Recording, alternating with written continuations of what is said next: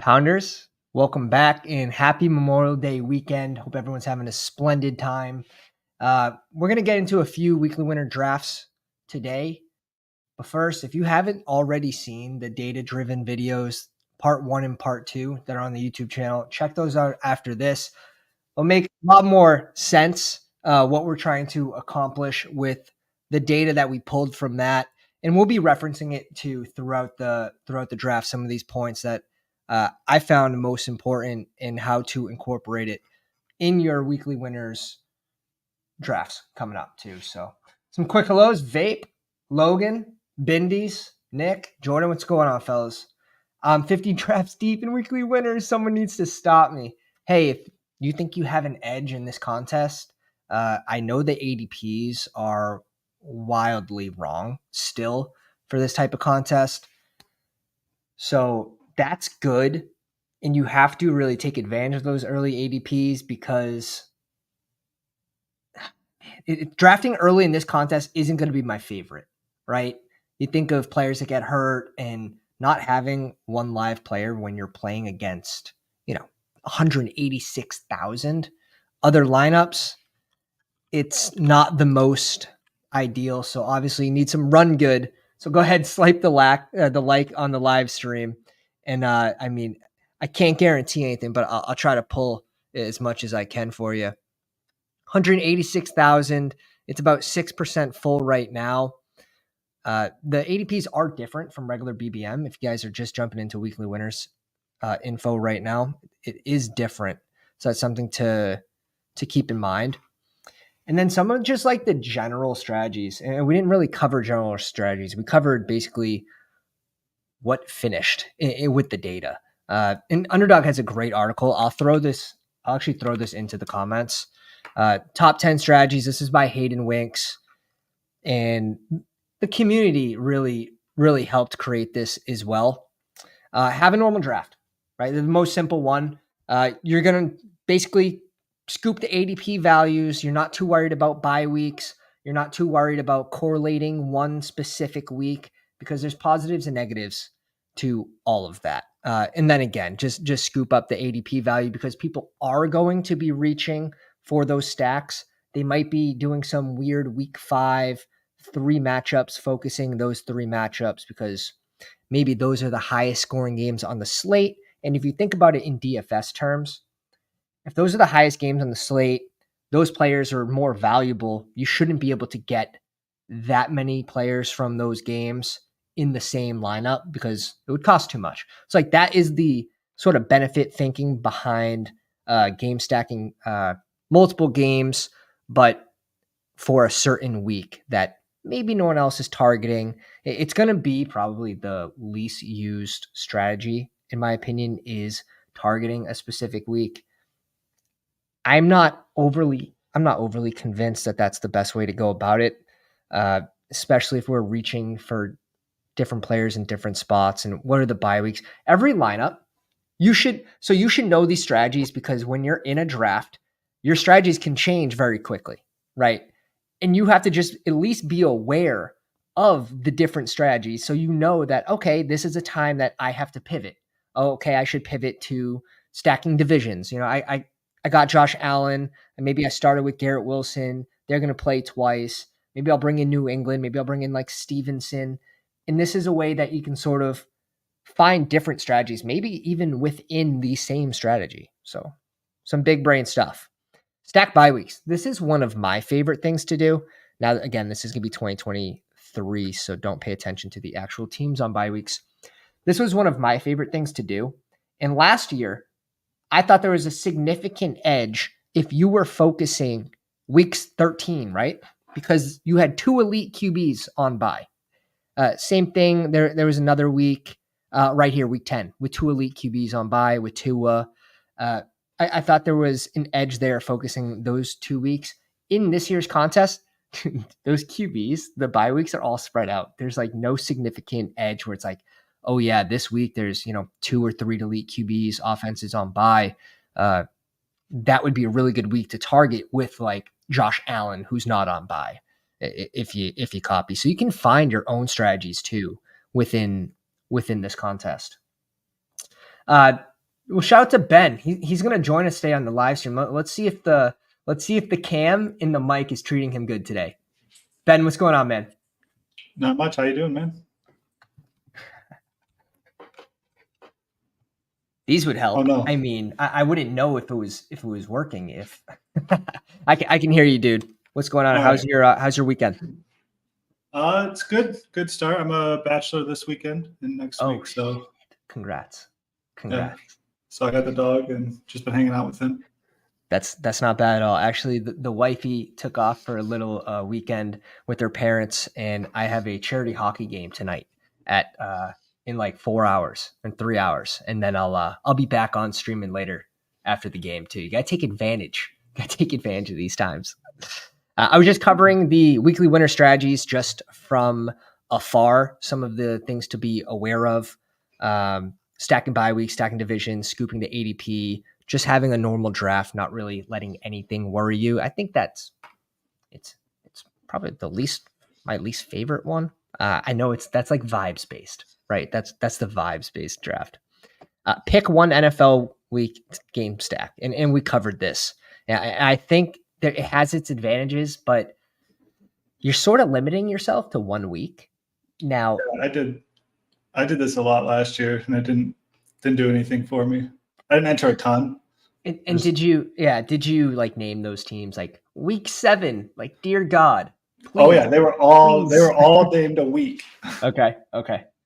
It has its advantages, but in a contest that's 186,000 entrants, you need to hit the nuts, and I want to have the best chance to hit it every week, not just 1 week. Stack player archetypes. This is going to be, and again, the ADPs are wrong in weekly winners. They're still moving. So that's probably the only reason I'd be drafting a good amount of these right now. The JMOs. I'm going to get my JMO shares in weekly winners more than Bestball. Tyler Lockett's, the Shaheeds, the Spike Week guys. That's really what you want to focus. At the end of the draft, I'm not going to be trying to do some sort of Tyler Boyd bring back in a week 14 matchup, Tennessee versus Houston or whatever. I'm going to go ahead and take a Spike Week player that I think has a relatively high ceiling, given it's round 17 or 18.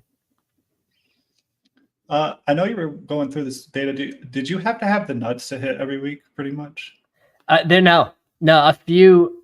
Not every week was the nuts. No. Okay. Some of them were, but it wasn't the majority. I was thinking like, I haven't done too many of these drafts, but like maybe doing like QBs just really late, and then just losing 7 points there or something, but then you make up for it everywhere else. Yeah, and QBs late.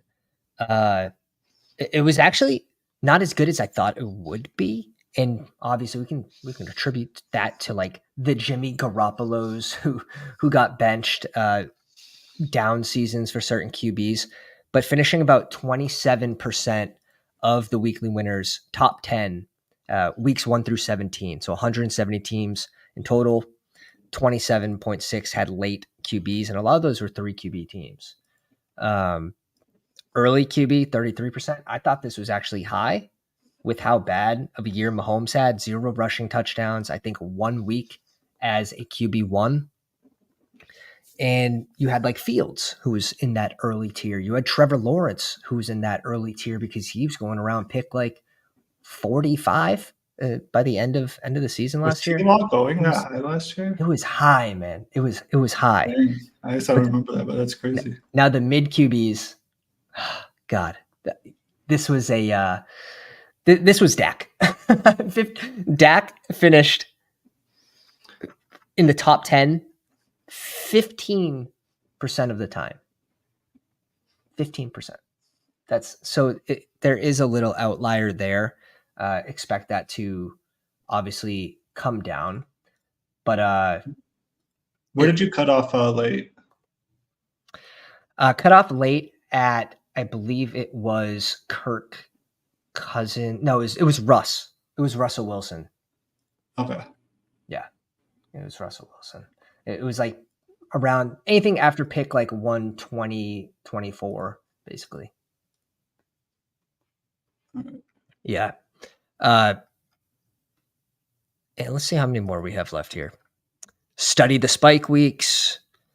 This one's interesting, but nothing we haven't mentioned already. Stack one elite team, then add depth. I think this is probably my least favorite. This might be worse. We know, and especially if it's a team like Philly, where AJ Brown goes in round 1, Devonta Smith goes in round 3, Jalen Hurts is a high pick. It's very hard for both of those receivers to get there with a rushing QB, taking away points from both of them. How does Jalen Hurts hit his ceiling? It's not through the air, it's on the ground. So those teams like that kind of work against each other, where if it's a pocket passing QB, I'd be much more happy to bring in that double stack. But you can see like a pocket QB double stack is, right up here. A pocket QB double stack, 22.58%. A Russian QB double stacked, 13%. Like it's not stuff that we should be surprised by. But you have the data now to say, okay, that's it.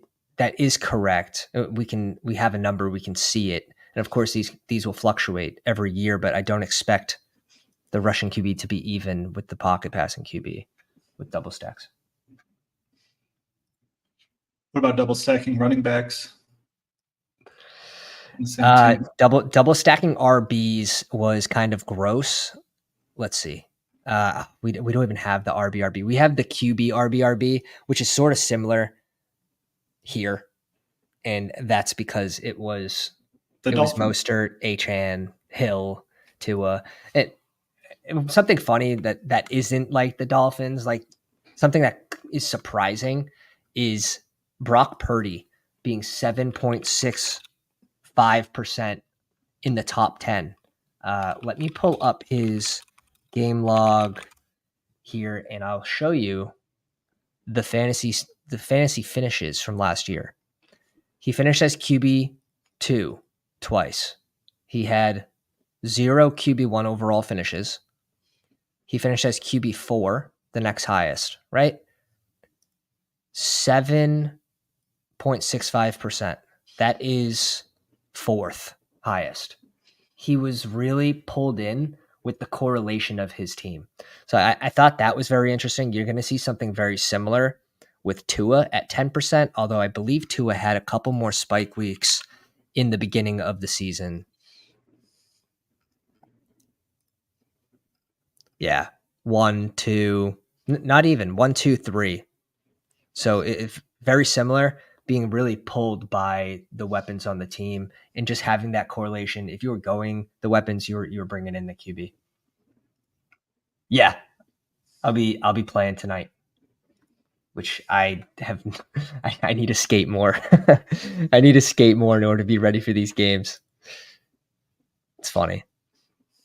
Sports post 30 is just, it's not the same. It's not the same. I was in a basketball league last year. Yeah, it was not the same. Yeah, you get finished and you're like, man, really thought I could have like made that shot. Really thought I could have hit that hit that jump. But we jumped into our weekly winners. Shout out to the YouTube memberships as well as the Patreon subscribers. Go Vikes, joining us in the 1 spot. What's going on? Logan at 2. Frank, of course, at 8. Okay, I like this room. I mean, Frank's going to absolutely terrorize us. But Logan and Go Vikes are near the front of the board. Go Vikes is very strong drafter. So this will be fun. Little weekly winners draft. I think a good strategy that might work for this tourney is just to pick 1 week. Just be like, week 1 is all that matters, and then just build 150 lineups for week 1. All 150? All 150. See, that's now we're talking. I don't think week 1's a good example though. No, I'm just saying just pick any week. I copy. Yeah, bye weeks. There should be some sort of bye weeks and some sort of edge in that week that you find. Yeah. CMC Lamb. It's interesting when it gets to Justin Jefferson because I've seen a lot of Bijan Brees skipping ahead of JJ in this contest. Yeah. And I'm not sure if the word's sort of getting around about the running backs filling the flex 60% of the time last year, with wide receivers filling it 31, tight ends 8. And this isn't because running backs were being drafted into the flex. This is still with wide receivers being that 6th positional player drafted. Yeah. Give us Brees. Fuck. For me, it's AJ Brown. It's AJB. Yeah. Gibbs is going to do the same thing as Brees a few times this season. Yeah. No, I agree. But Gibbs has D-Mont stealing some touchdowns. Brees Hall's going to be that dude. Could have got Brees Hall at 9. That would have been sick. But I don't mind AJ Brown here. I'm also pretty cool with bringing in like Achane, but yeah, I love Achane. So Achane, in my opinion, should be pick 12 in this format. Yeah, I heard you saying that. I thought that was a good take. I'm just going to be super heavy on Achane. Which is funny because in BBM we have him as a faller. We have him at pick, I think, 25. So yeah, different ADPs, different contests. Yeah, I would try to take a Miami running back in like every draft. It worked last year, certainly. Yeah. What are your thoughts on Jalen Wright this year? Over under 5.5 touches a game. A game, probably under. I think he probably comes on late. Yeah, I think it'll be more condensed though. So you're saying like over the whole season? Because I don't think there's no reason to work him in so early unless he lights camp on fire or something. Right. Another thing to note, in this contest specifically, it's going to be open for a long time, right? So it is tougher to track where these ADPs started, where they've trended to, and where they end off. But this is the ultimate contest where it's like, if you get different through 3 rounds, that is an enormous advantage, in my opinion, because these are the players that are going to spike the most into your lineup. If you have a pairing that is 2% owned and those 3 hit the nuts that week, you're in really good position. Whereas, BBM, sure, it's still a good advantage being different, but it means so much more when you're different against 186,000 teams versus being different versus like 500. So it's that just on steroids. So we're grabbing Brock Bowers to get different next. Right? Yeah, Bowers. Yeah. I was thinking Cole Kmet here, pick 3. There we go. He had a spike week last year. He can do it again. He had two touchdown games. Come on, give the man his credit. Right. Jeez. Coming up here, I don't mind elite QBs too. Okay, Jalen Hurts off the board. Yeah, that's what I was hoping for. Mm-hmm. I was trying to keep quiet. But... It's okay. We don't want that chalk. We don't take that chalk on this channel.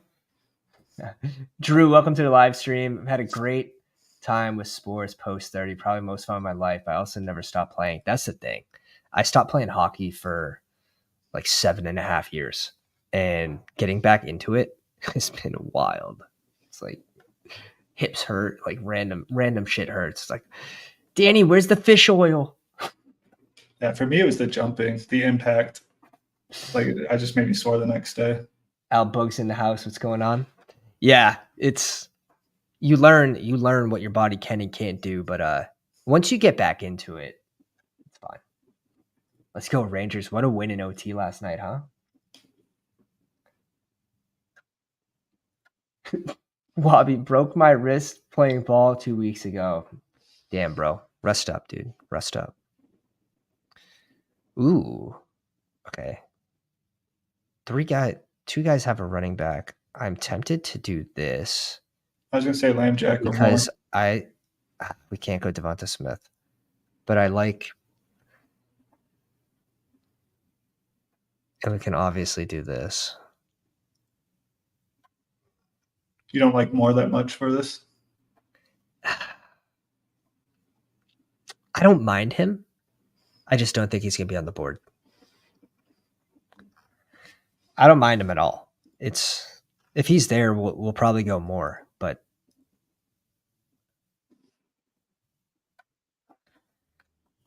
I do like DK ceiling. I like DJ Moore over Cup in this contest. Yeah, he's gone. So you almost have to like not cue him to get him back to you. It's like the reverse psychology. I was wondering if that's what you were doing. I was like, am I the only sicko who thinks that? Like, you can't cue the guy. Yeah. It's so true. Okay, so okay, ETN off the board. Really like him. Pacheco. The Pacheco rise has been crazy. I also don't mind Pacheco, but we should grab a receiver here. Going elite QB, we kind of put ourselves behind at receiver. So not going receiver here and then getting our next one at 57 is okay. It's okay. Yeah, we're going Zay here. Pacheco's such a good click though. And I think Pacheco, maybe if we went wide receiver, let's say we went Drake London, AJ Brown, and we had Lamar, going Pacheco here is so strong. You're leveraging the weeks that Mahomes has a down week because Pacheco gets the rushing touchdowns. You also have Lamar, so you're betting on him having a big spike week at QB. So it's kind of like a double. Now you need those weeks to match up. That's the luck part of this. You need the weeks to match up.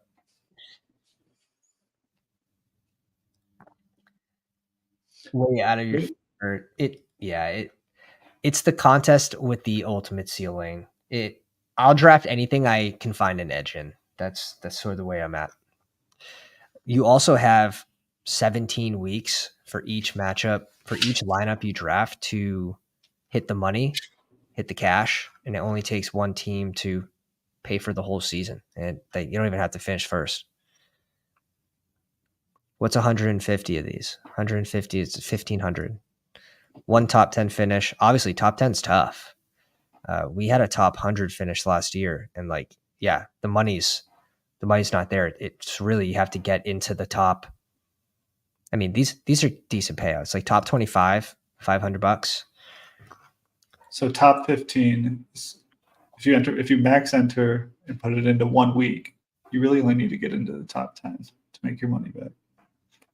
Yeah, and that's assuming every other week you don't cash a single time, which is not going to happen. Right. And maybe I should. If you're focusing all on 1 week, it might. I've seen some pretty bad drafters. Dave, what's going on, dude? Welcome to the live stream. If you guys are just joining us, go down, slap the like, hit the subscribe. We're going to be doing a 24-hour live stream at 2K subs, and we're on track. So keep hitting that button, and we'll make it happen. Going to try to get 2 streams in today as well. Tyreek Hill, Laporta, Mike Evans, Pacheco, and Christian Kirk. I love that start. Shit. Yeah, I like Kirk this year a lot for just volume. Mm-hmm. Another strategy we didn't mention, and it has to do with the bye weeks, but targeting the heaviest bye week, right? So we have bye week 14. It's one of the heavier bye weeks. 14 and 12, I believe, are the 2 heaviest. If possible, maybe not grabbing a single week 12 player to have all 18 players viable for that week, I think is an interesting strategy. Same thing, if you were able to dodge 14 and 12, I think that's pretty sick as well. Because of how prevalent, how many players have those bye weeks, to have 18 full roster spots for both weeks is definitely an interesting take. Give us T, please. God damn. For the eliminators, rounds 12 and 14 are also kind of all that matter. I think. Let's go elite QB here. Elite tight end. Or tight end. Yeah. We'll go Kyle Pitts. Yeah, I was gonna say there's 2 tight ends I like a little later. I'm fine going Pitts. I like going elite tight ends, but I think Ingram and Njoku. I know you've been in on Ingram all season, but like, yeah, they're probably going to be my 2 of my most owned tight end in weekly winners. In like every contest, they're gonna get 10 targets a game, and they're going as like who's getting 10 targets a game in that range. Right. No, I agree. Like, and then Jacksonville loses Ridley. Like, I 100% agree with Evan Ingram. I can't believe he started it like in the late 90s, and Pitt started at ADP 100 plus for the big board. Okay. I love the Trey McBride in the big board early. Yeah, that only lasted 2 days, and where you could get him was like pick 72. Like, you had to reach like 40 picks if you want to get any shares. Yeah. How do you feel about Marquise Brown or Jaden Reed? It's like the same play to me. So yeah, go Marquise Brown. Higher ADP. By week 6, by week 10. Okay. Maybe if we keep stacking this by week 6, we can just give up week 6. I try to strive for finding those similar bye weeks. Like, we're most likely giving up week 14 with Lamar and Zay. A good secondary tight end for this would be like Hunter Henry with bye week 14, and just lean into those two. I like that. This is such a good show. I agree. Drake May might be a good last round QB too. I know you can stick with one, but what about Jacoby Brissett? I mean, I know we have to like just see what happens in the offseason. I'm not going to do it now, but for like end of the offseason, if it looks like Brissett's got, first team reps, I'm making a Brissett weekly winners team, even if he plays 5 weeks, 6 weeks, 8 weeks. What are you trying to get out of Justin Fields? I know his ceiling's higher, but Brissett could fall into the end zone. That's true. I imagine the offense is going to have some run schemes for the quarterback as well. Like if you bring in Drake May, Jacoby Brissett can do it. Like, yeah, no, Drake May. I would, if he could start, if we knew that he was starting week 4, right? Let's say the team sits him out the first 3 games. He'd be drafted way higher than he is now. You have to think he'd be ahead of Geno Smith. Yeah, I would put him there. I also think Watson's probably ranked too low. But yeah, that's because I don't really feel bad though, because no one feels good clicking him. It's tough. I know ETR is high on him. I can't get past what I saw for the majority of the time he played. Now, he had some weeks that were decent. They add Jerry Jeudy. I don't know how much that does. Nick Chubb goes down. We'll see how healthy he is to start the season. It's I just took a big gamble on Nick Chubb. Yeah. I just took him RB1? No. RB3, but in the big dog. Oh, okay. Nice. You have to send me that team. This price is more than fair, though. Like, at pick 160, it's more than fair for Deshaun Watson. Like, I'm going to have over 8% guaranteed this year at that price. Yeah, same. He is currently rising to something to note. In the BBM, I've been liking pushing quarterbacks too. Let's kill Christian Watson. Shoot for the ceiling. Yeah. That's why we didn't take Jaden Reed. So we knew we were getting Christian Watson later. We were, Damn. Weekly winners, Chris, or different contests? There is that risk that Brissett starts, 8 games this year. But you have to think, Patriots drafted this man at 3. Like, you're going to want to acclimate him to the NFL. You just don't want to set him up for failure. So you have to find what's that balance. Is it, the first 5 weeks he doesn't play, he plays week 6? then he'd be worth drafting.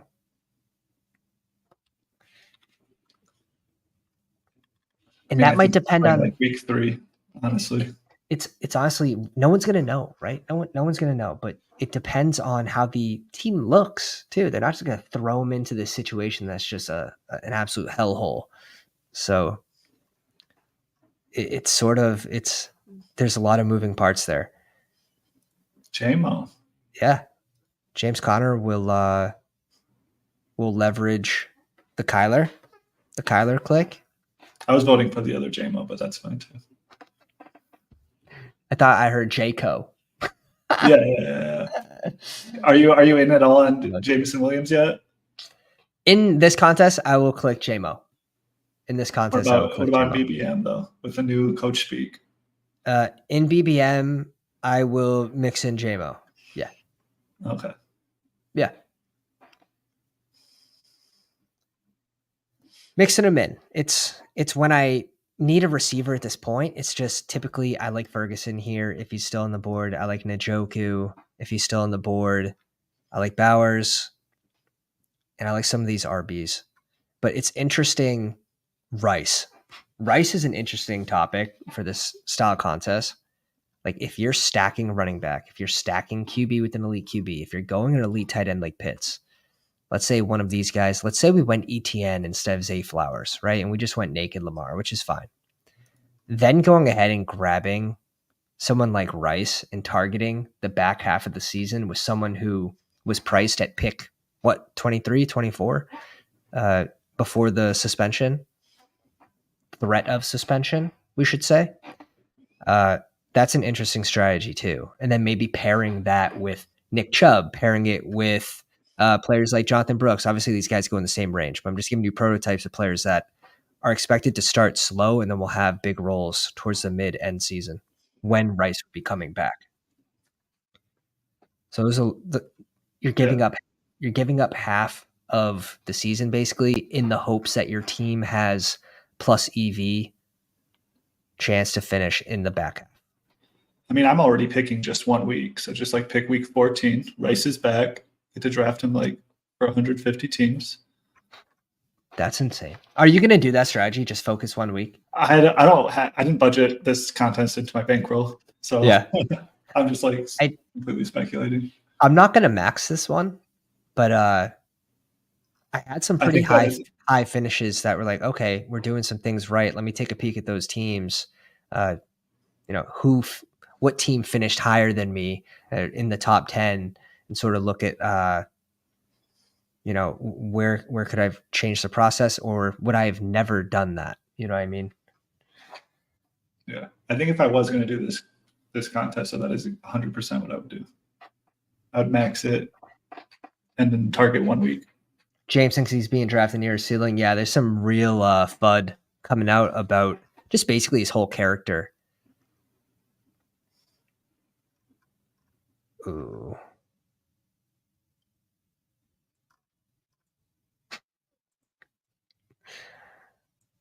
Curious who Frank's going to go here. Yeah, it was Mike Williams. I like the Mike Williams click. I like Sutton. It's week 14. He's the only one there. Like Tyler Lockett. He's dead. What week is Tyler Lockett? 10. We have 110. I like Shaheed too. Let's go Sutton. Right. We could get them both. And then if we don't, we could always add Shaheed. That was your highest owned last year, was it? Shaheed. Yeah, Lockett was high. Ayuk was high because we were going Ayuk over Godwin.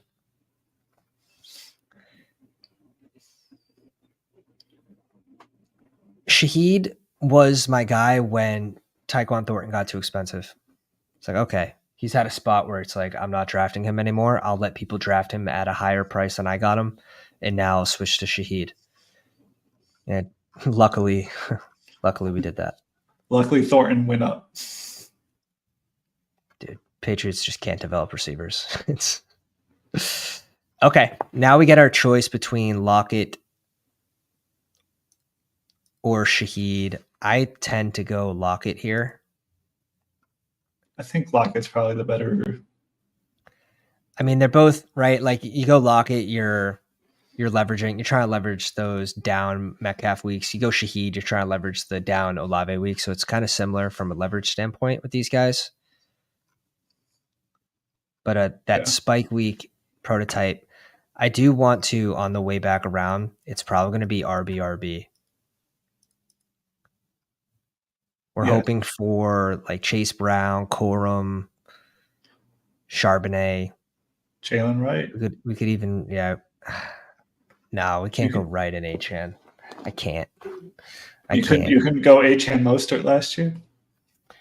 You could, but now there's 3 running backs in this backfield, and 2 of them are going to get the majority of the touches. And I think Wright is going to be the odd man out because he's never proved, even in college, that he can handle the majority workloads. So, first year in the NFL, they'll mix him in. But again, we had that talk. How many touches do you think he's going to get? How many do you think he's going to average? And said under 5.5. Like it's not good enough. But it's all going to be like, I think, condensed into like the second half of the season. Yeah. So like he's getting zeros, I think, for a lot of weeks. He needs an injury. I like what Go Vikes just did, double tapping B Rob and Tajay Spears at 120 and 121. Very strong. Yeah. Very strong. Went double elite tight end, brings in Rashee Rice too. So this is interesting. He has a double stack with KC. I don't love that. Without Mahomes. Yeah, it could work since he went double elite tight end. So, but if Rice and Kelsey spike on the same week, like Mahomes is going to be in the lineup, you would think, unless a rushing QB would spike higher, right? Yeah, I was just thinking like you have the number 1 receiving weapon first half of the season with KC, and then maybe you have the number 1 for the second half if Rice comes in and gets the most targets. The example I give of a spot like this that, in my opinion, makes sense is having someone like Lamar, right? Lamar can have a bigger week than Mahomes, even though Mahomes has 2 of his players go off. And it's just that rushing ceiling that pocket QBs rarely have access to. That week, it was a. So if he had gone Daniels instead of Williams, you would have felt better about it. Yeah, Daniels. Maybe Go Vikes is targeting Daniel Jones at the end.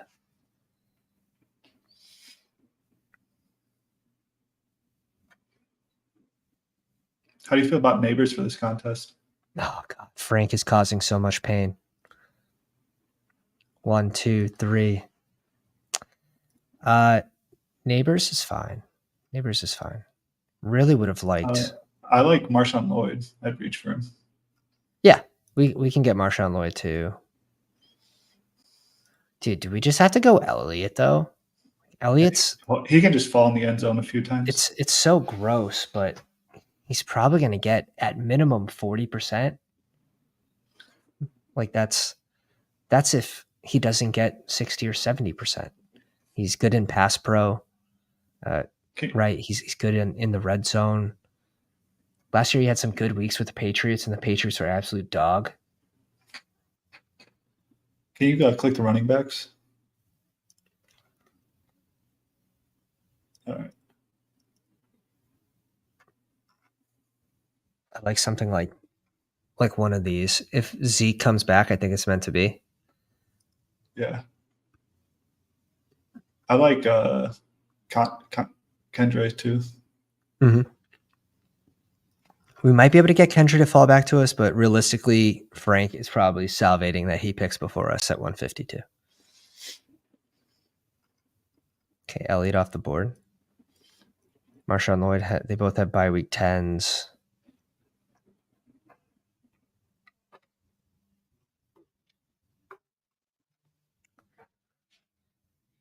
Did we pivot here at all? I don't think so. Yes. Who do you prefer? I prefer Lloyd. Okay, that's I think Lloyd. Ooh, that's spicy. In a vacuum, Spicy. We'll do it. I'd take Lloyd over Sharps. We'll do it. I think he's got a more clear. The argument for Lloyd would be just the team loves to use two running backs. They love to use two running backs. So yeah, and Jacobs looked worse last year, and he's got a lot of tread on his tires, so he might. Oh yeah, he's a volume guy, and who knows about the injury? It's so early in the offseason right now that not really worried about a hammy. But if he were to re-injure it at some point in the offseason, closer to when the season starts, that would become very big for Marshawn Lloyd. Unless it's like a break or a torn ligament, I don't really care about any of the injuries. We trapped in by vibes. We're always vibing here, but no, we're focusing. We are definitely focusing ceiling with this team. You can definitely see the prototype of players that I like to draft, and Ben likes to draft in this contest. That's why it's so tough, in my opinion, to click Elliott, because we think of him as this floor player, but it's probably wrong. Like he is going to have a few spike weeks. Well, I think Elliott and like Gus Edwards too, like they can just fall in the end zone 2 or 3 times in a game. Yeah, no, it's true. It's true. I think like Gus should be going after Elliott. This might be a hot take. Gus should be going after Zeke. Not going to be involved in third down, where Zeke could be. Better offense in Dallas than the Chargers. There's a lot of things there that I think Zeke is actually a better click than Gus Edwards right now. I think that's probably pretty smart. Yeah, just because better offense, you're just both hoping they fall in the end zone. You're not hoping for like 200-yard games from them. Gus Edwards' upside to me is like 18.5 points. I can see either of them. What was the Saints running back that used to play for the Lions? Had 20 touchdowns or whatever. Jameson Williams. No. Williams. It was Williams, yeah. Williams, bro. Why did I say J-Mo? Yeah. Mr. Pokemans himself. Yes. He had like a 3 touchdown game, or 2 of them maybe. Like yeah. So if he can do it. But Detroit was on fire. He went to the next team and did nothing. That's true.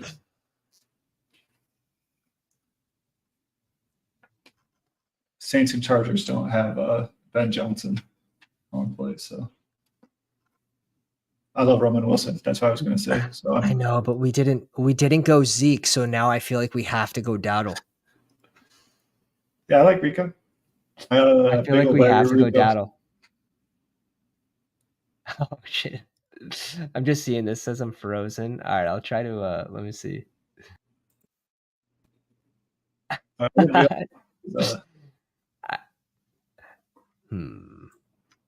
I can refresh, but that's dangerous. Let's give the mic the old shake. The old mic cord a little shake here. Gonna disconnect for a sec. Who do you like for our next click? I'm looking at Hunter Henry, Roman Wilson. I like Juwan Johnson if you're looking at tight end. Okay. How about a player like Troy Franklin? Also has bye week 14. I like Troy Franklin. He's already best friends with Bo Nix, so right.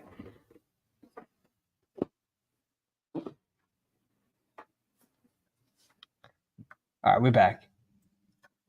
I don't get the Vidal click at all right now. Yeah, dude, I haven't clicked him at all either. I have like maybe 1 or 2 shares. It's a tough one for me to wrap my head around as well. He was like what, sixth round, 7th round?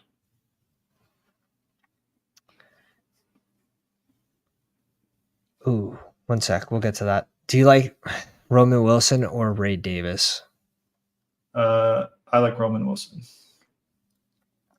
Ray Davis, I'm saying because of just being able to correlate Josh Allen down weeks. Maybe he steals a rushing touchdown. I'm a sucker. I'm a sucker for those running backs in elite offenses that you can leverage the elite QB. I'm just going to draft a ton of them. The Pacheco's, the Ray Davises, not as much James Cook. 2 rushing touchdowns last year. That's not going to. How many receiving did he have? Like 6? He had 6, which means he's negatively correlated with Josh Allen. So like, it's not a good leverage play if he's getting Josh Allen points.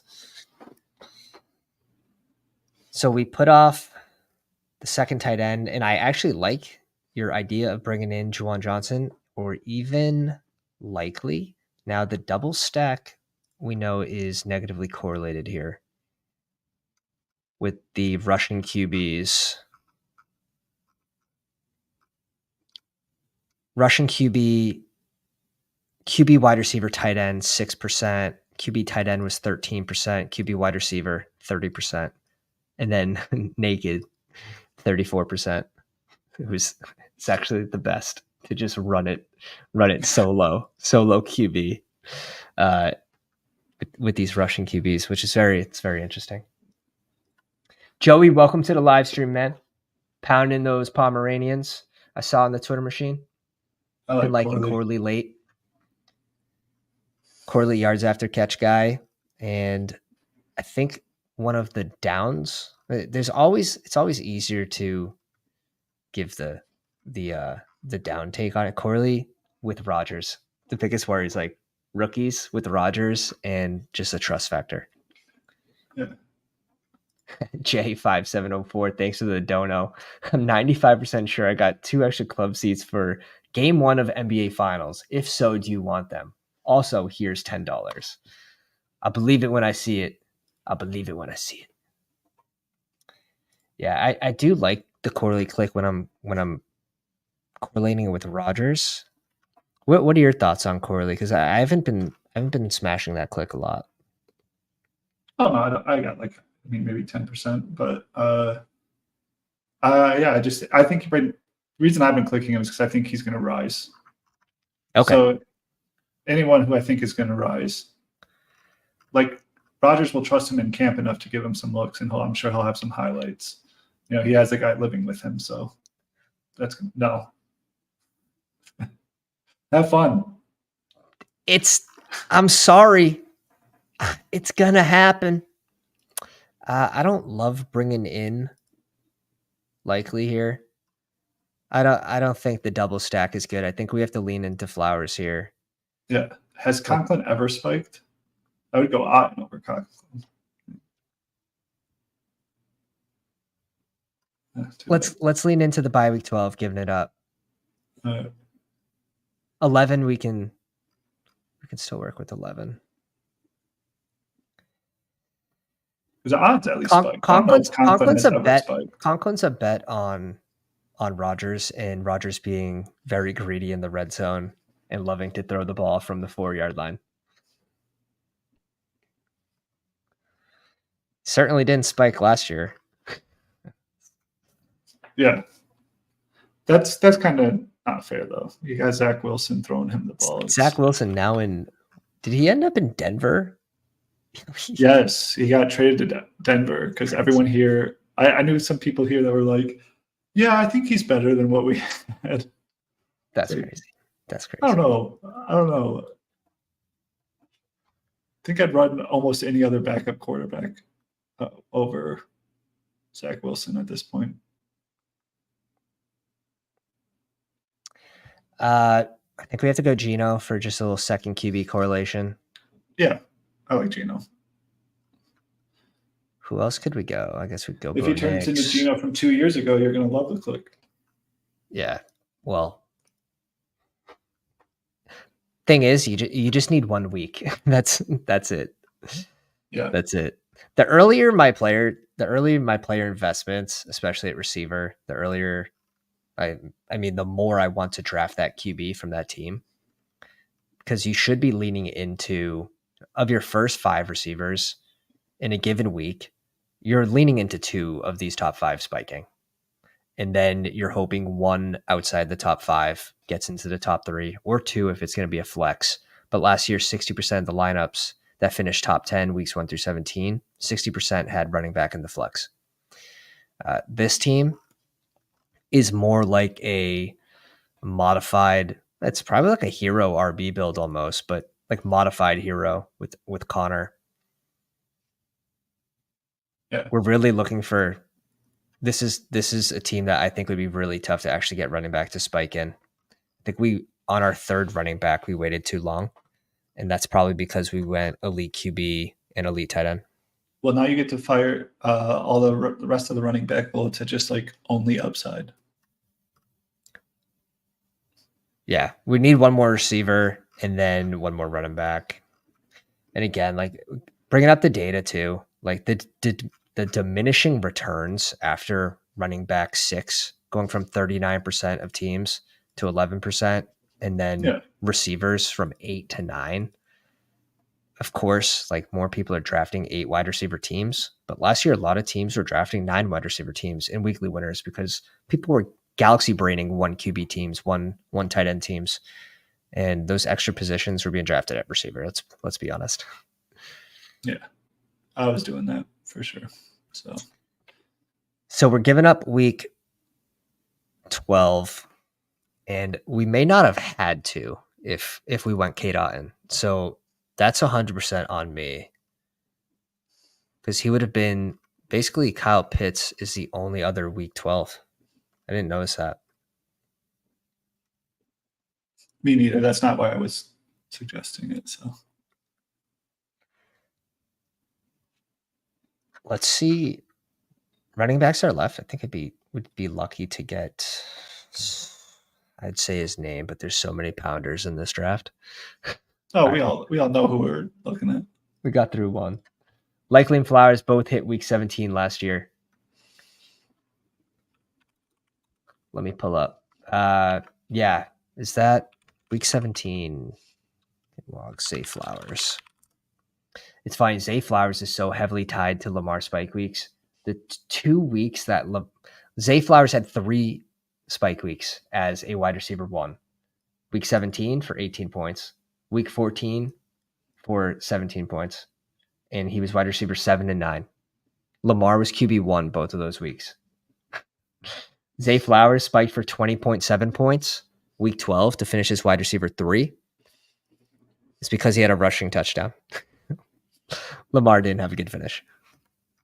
Yeah, since you pointed that out, I've been like only taking Flowers if I have Lamar.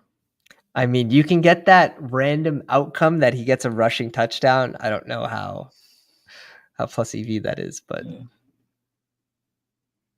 this is interesting here.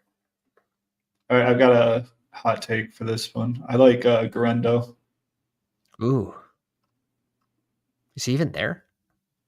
Yeah. He's a 0, but probably but if CMC goes down or misses a game and he comes in, he's a pure athlete in a great offense. What if Swift goes down? Who do you like better? Both running backs, RB1s go down. I mean, in a vacuum, I like Herbert better. Okay. If I'm being honest. So you have to make the same exact argument for the other player, right? Yeah. Like if CMC goes down, possible. Okay, what if Swift goes down? Yeah, but more people are going to be clicking. Elijah Mitchell will be involved, just like Herbert, like Rashawn would be involved. So in a way, it is similar. Khalil Herbert's at least proven that he can have some spike weeks. Garendo will. I don't mind him as a last round click. We don't need a running back right now. We have to lean on Achane +1. Oh yeah. No, I was thinking that was our last running back take. That's the only reason I even argued Garendo. Yeah, because that's like we're only taking one more. Could we lean into these 7? I don't think there's a reason not to go receiver. No, especially when there's one that I like a lot, that I have a lot of big bags. Cool. I like to hear that. Let me see.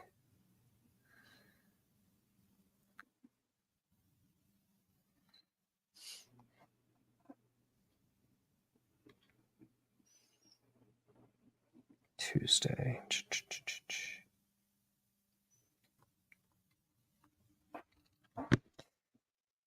All right. McMillan off the board. Greg Dortch, the torch. Haven't seen this click in a while. I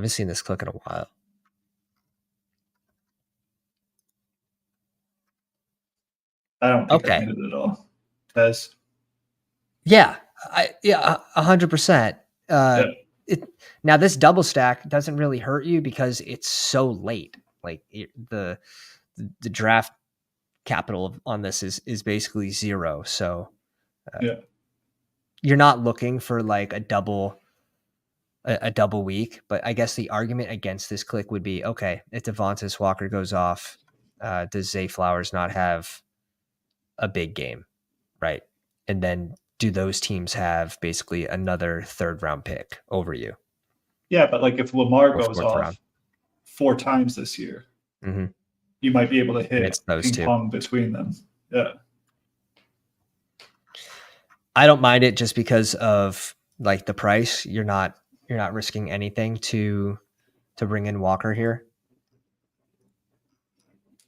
Yeah, and I know people are still getting back on board the Bateman train. But I'm pretty out on him. You're completely out. You said, "Hey, I'm following what my eyes saw." Yeah, I'm like, I'm gonna go Tez. I liked him at North Carolina too.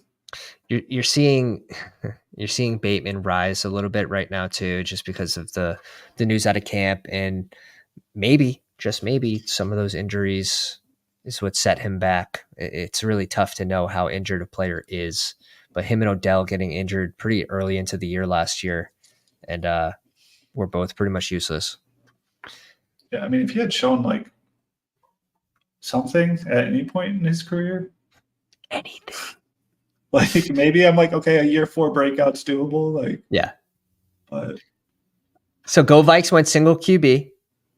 4 bye weeks or more of week 14 and 10, 3 of week 6, and then 2 and 1.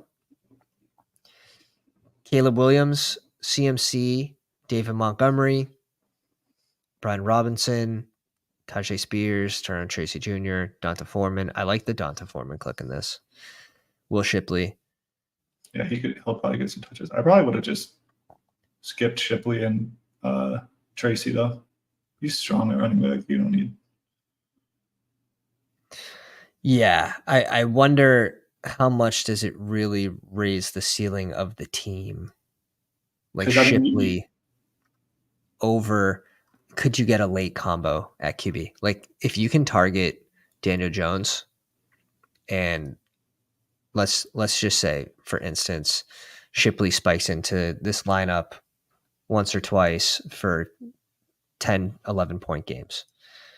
The ceiling is not there unless there's injuries, right? Shipley also has Philly likes to use multiple running backs too. It's not like if Barkley goes down, it's Shipley. It's like it's going to be they like game Shipley. Ball. It's exactly. So I would have liked to seen a late Daniel Jones. Maybe Jones was sniped though. Samuel, Neighbors, O'Dunes, Rice, Quentin Johnson, Wicks, Mims, and Bateman with Kelsey and McBride. Double elite tight end, it's not completely out of the question. It actually did a little better than I thought it would. It finished, if I could find it, it finished around 8%. Right? I know this is the triple stacks. It finished around 8%. You have to take my word for it. There it is. And that was higher than I thought. I thought it wouldn't have done that good. But Kelsey and McBride, the Rice pick, I think if you're going Kelsey, you can't also go Rice. I know you're trying to. Rice is perfect for this build because they filled like elite tight end here with McBride. They went early running back. Rice is good for the build, but when you also go Kelsey, you should have Mahomes. Like you're leaning into a big Mahomes spike week. Yeah, and if you had taken Purdy instead of Rice, because I'm sure Purdy was still there. But I think that makes the team look better too, because you have Debo and Christian CMC. Yeah, I agree with that. Big time. And we saw Purdy spike in a lot because of his playmakers. But yeah, it's small things like that. I think you can get little things from each draft. Hurts and Purdy. Oh, White, he couldn't have. Purdy literally went right before. One pick before? Yeah. Oh, that's tragic. Oh, yeah. Logan did Vikes dirty. But paired it with Ayuk, so it was smart. Hurts and Purdy. If I go, I don't know how you feel about this. If I'm drafting an elite tight end, I really want to lean into that early capital of that, top 5 QB. I'm probably not going another QB until probably like round 12, round 10. So this is near that at 95, but it's still an 8th round pick. So people going around this click are like Rashi, Najee. So like maybe it was good at running back. Yeah, they were already strong at running back. Probably didn't think JSN or Mike Williams would do anything for them, although I like the Mike Williams prototype for this contest. Yeah. So it's interesting. I think it's fine in that spot if you don't think and they still got Najee too at 98. Oh wow. I think you could stop there too at 4. But this team looks actually well constructed. Lamb, Ayuk, Addison, Dobbs, Palmer, Zay Jones, DJ Shark, and Tolbert. All the Pounders are drafting the right players, in my opinion. Like they're bringing in the spike week guys. This team is definitely leaning in on running back in the flex, which I love. Has the elite QB, Schultz, Musgrave, and Okonkwo. I'm cool with the tight ends. And then you're leaning on basically Ayuk and Lamb or Lamb and Addison +1. And then 3 of these running backs, which I'm good with. I'm good with. You have spike week prototypes here. So that's a fun team. Yeah, I think I wouldn't take Tolbert. I just think there's 0 games where Tolbert outscores Lamb. And if Lamb isn't hitting your lineup in this, then you're probably not winning that week. I agree. It would have to be some sort of weird. There was a game, Miami versus Baltimore 2 years ago, and the nuts lineup was basically Tyreek Hill and Waddle and Lamar. Lamar, his rushing upside, scored so many points. He had like 2 rushing touchdowns, 100+ yards, 200 in the air, another throwing touchdown. And Tua had a huge game because Waddle and Tyreek Hill both went off. But the rushing QB was still optimal over the double stack with the pocket passing QB. So I think relating it to that is interesting where, okay, maybe Tolbert and Lamb both have their day. Lamb's the wide receiver, top 3 receiver that week. Tolbert spikes in as, wide receiver 12, or he somehow hits, 15+ points. You could still have Jalen Hurts score more than Dak. So I don't mind it with this construction with the elite Russian QB. Yeah. It's your team has to tell a story. Plus it's the tush push, you have like that. Jalen Hurts could have 3 1-yard rushing touchdowns. It's true. We'll see if they do it as much without Kelsey under center this year. That's going to be interesting. Frank right next to us. Love, Rodgers, and Justin Fields. Breece Hall, Barkley, Chase Brown, Charbonnet, and Antonio Gibson. I'm good with this group. You're leaning into your top 2. You can get some spikes from Chase. Antonio Gibson, he seems to have the clear number 2 role. Like if Stevenson were to go down, I mean, we think of him as a floor player, but all these RBs in this range likely need an injury in front of them. And if you can get someone that certainly has the RB2 role, I think that's a big advantage when we're drafting in May. Like you got to take this into consideration. We're drafting in May. So I don't mind the Antonio Gibson click right now too. Pittman, Pickens, T. Higgs, Jaden Reed, Mike Williams, Josh Downs, A.T. Perry, McCole Hardman Jr. Could have been a Tony pick. That's a choice. Super Bowl winner.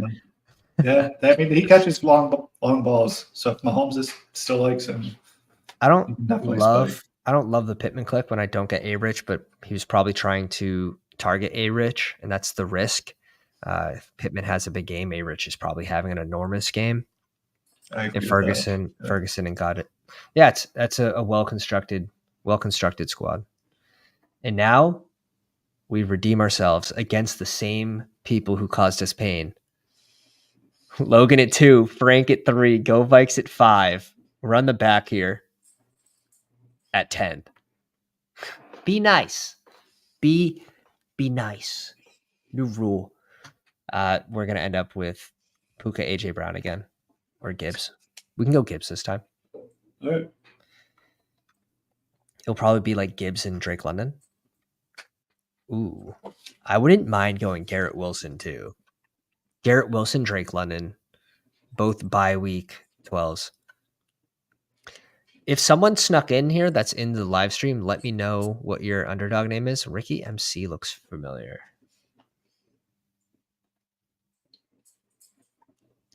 Yeah, I think that if you're drafting him for this reason, I think this reason's probably my least favorite way to look at it, because if CD goes down, yeah, Tolbert will be there for targets, but other people are going to have Tolbert and they're going to have a first round pick because CD went down. You know, they're going to have CMC. If CD goes down, I'm just writing that team off. Yes. That's going on the tax documents. That's a loss. I want 20% of the 10% they took. Okay, we're getting Bijan or Brees Hall. I don't know. This is just, we're getting Brees Hall at 10. So the be nice thing works. That's all you have to ask the crowd. It's an easy game. I've got 3 BBM teams with Hall Gibbs starts. Okay.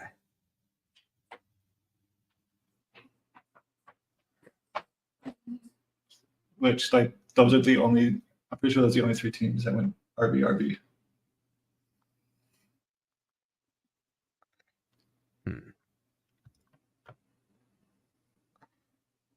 We are hoping for Drake London. I saw your message in the Discord earlier. You're not taking JT. We get lucky here. I'm not taking JT. I have 0 JT.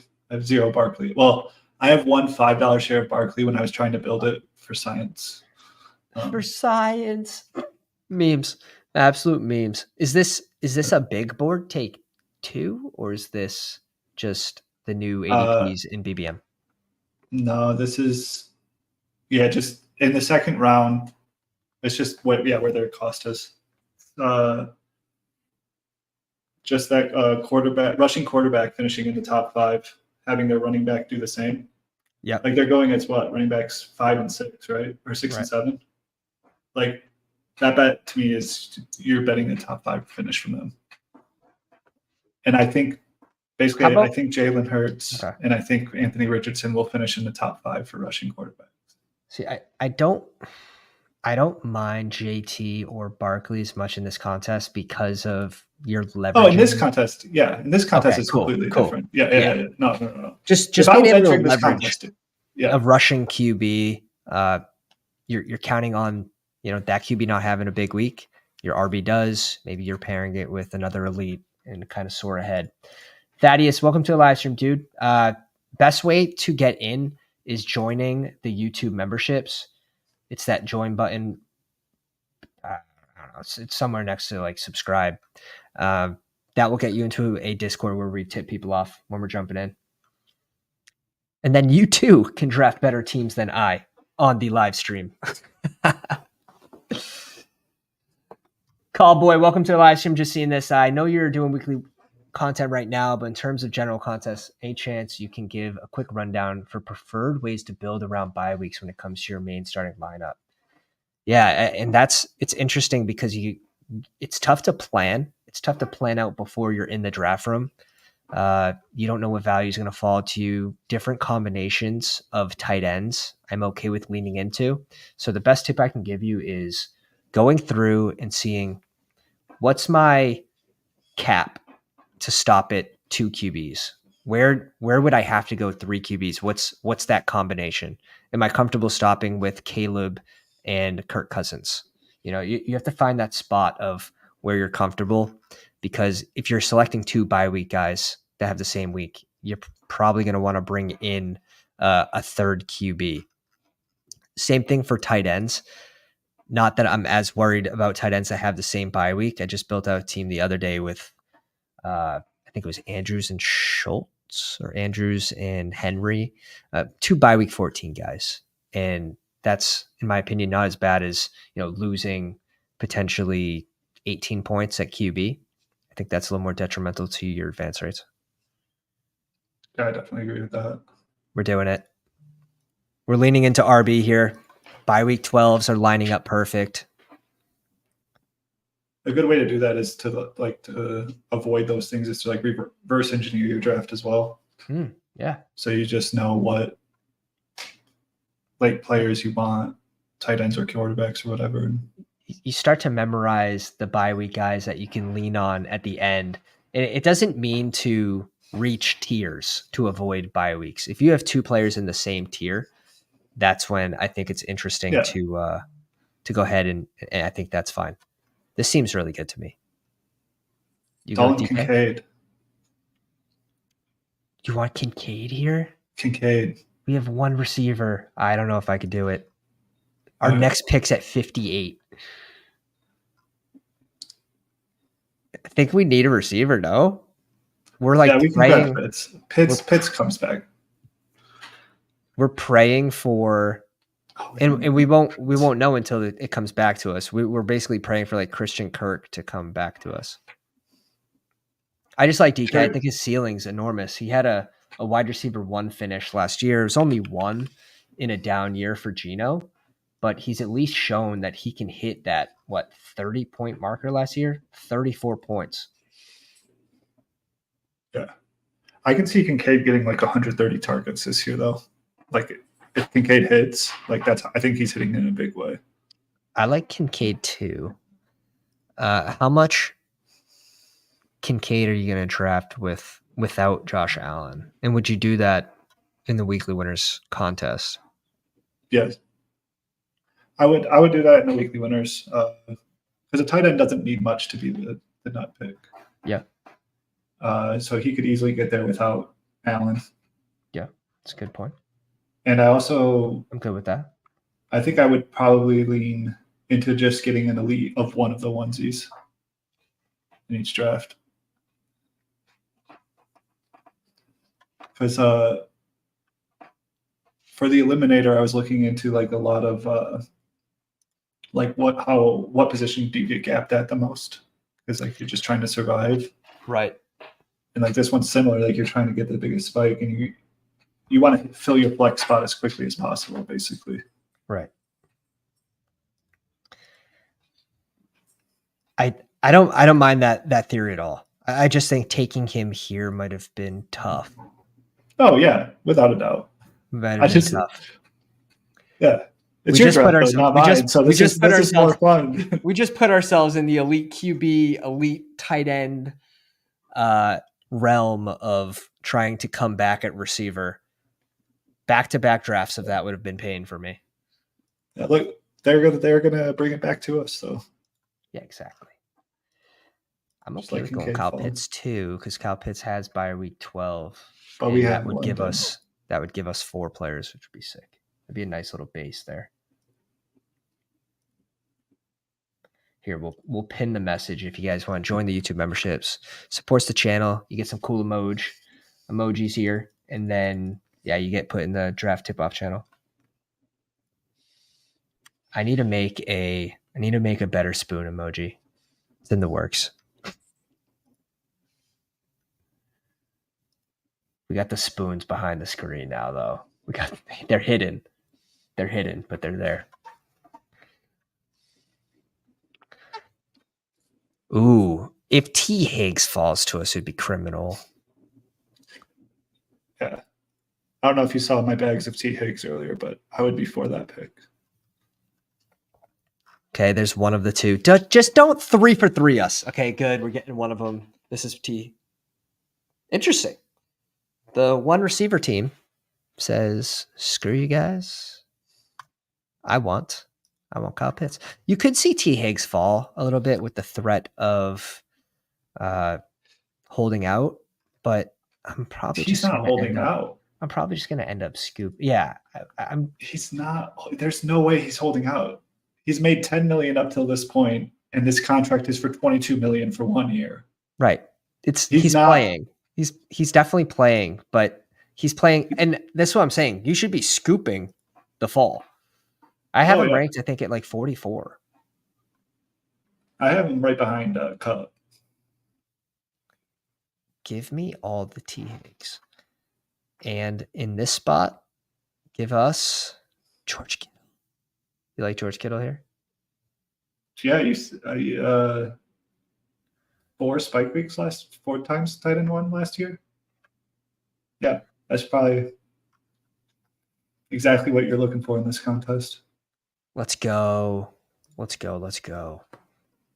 Yeah, he goes way too late. He goes way too late. He should be over McLaurin. He should be over Reed. He should be over Keenan Allen. Specifically for this contest, too. Yes, he should be over Christian Kirk. I'm okay with Tank Dell at 56. Damn. That's crazy. That's crazy. This team needed Tank Dell at 56, and they got it. Like, what a fucking save. JJ at 8, Derrick Henry, Josh Allen, Trey McBride. I don't mind doing this too.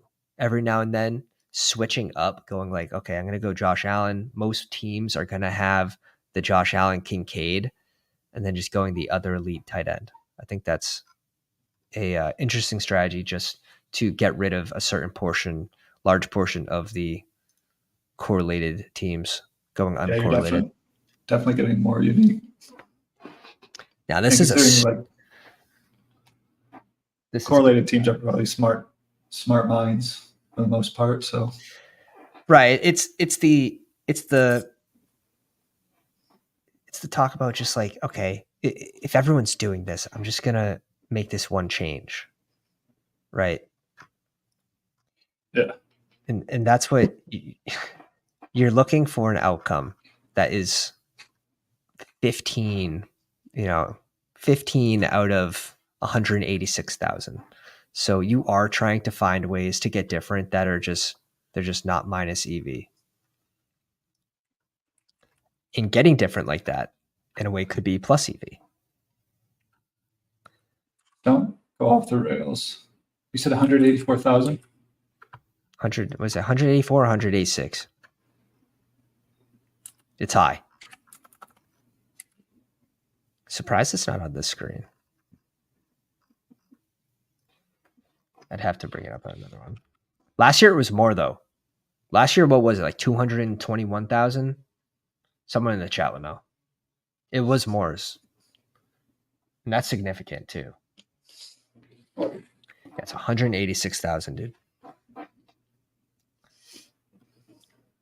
Stevenson off the board at 74. Ooh, look at this. 3 RBs in a row. A-Rich, Laporta, CeeDee Lamb, and Waddle. Very interesting start for Logan here.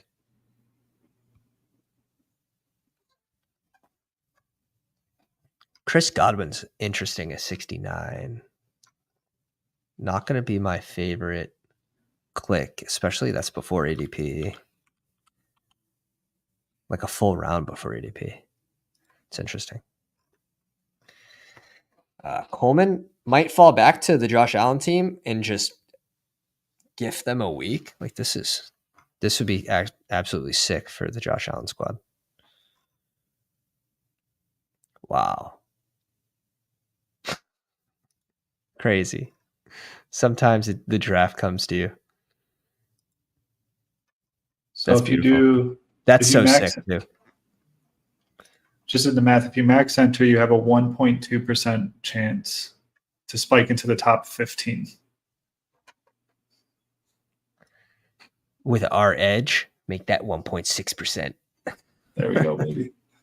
As I You have it 17 times though, or 18. As I complain about this dude scooping, we get Joe Burrow 12 picks after ADP. So the complaint quickly comes to an end. I love Cincinnati this year. Yeah, I mean, we know Joe Burrow can do it. It's just, can he stay healthy with his injury? And where we're drafting Higgins, where we're drafting Chase, like, we're leaning into Burrow being healthy. So why isn't Burrow priced like he's going to be healthy this year? Yeah.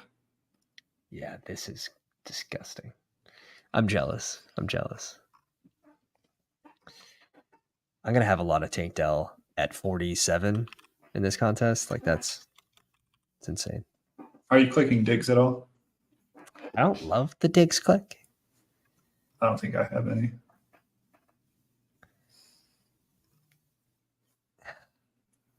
Got a lot of Nico and a lot of Dell though. For me, it's probably Hopkins. Just because we're not going to go Goff. Goff's off the board for us just with Burrow. So this will open up Levis late too. D-Hop has won me so many leagues that like I'm never going to argue against him. Yeah, it's because I played in it last year. So basically I went through the top 10 teams, weeks 1 through 17, and charted 170 teams worth of data. If you want to watch those data-driven weekly winners videos, I highly recommend it. Those links are in the description of this video. Find out what worked last year, and obviously we have to formulate it into what we think will work this year, what we think could change with the data, and by how much. So trying to framework all of those things to just get the mindset right for drafting this contest. All right, Logan said his team is interesting. Yeah, he's going to need some help at receiver.